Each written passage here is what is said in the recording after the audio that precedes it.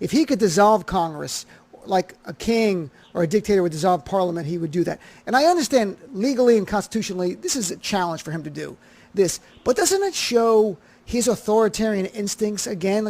Earlier in the week, he had total authority. Now he backed off that. But his instincts are, I am king. I am king of this land.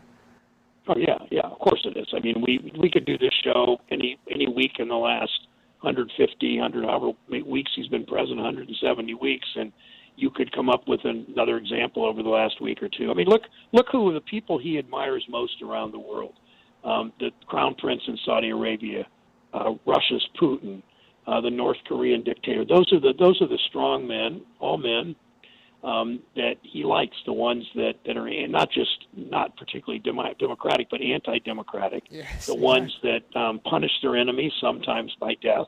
Mm-hmm. The ones that can run the show with nobody can speak out against him. I mean, look how he treats. One of the things untold stories about Trump now is he was talking about all these jobs that aren't filled. Well, he hasn't appointed very many of them, so it's just BS because he's trying to distract attention from that New York Times article last Sunday that showed how badly he's run the whole thing. We all know, right. But he a lot of these jobs now, secretary of the Navy, so all these secretaries and assistant secretaries, or many of them have not been confirmed. They're acting secretaries, acting deputy secretaries, or assistant secretaries.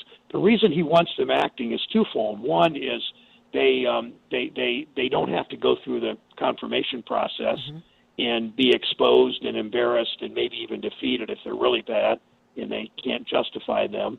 And the second thing is if they're acting secretary, they're all going to do whatever he wants, and they're afraid to lose their job.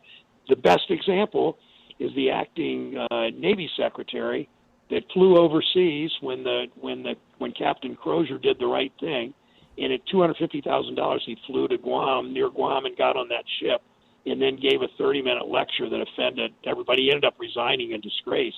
But he said, I just wanted to do what the president wanted.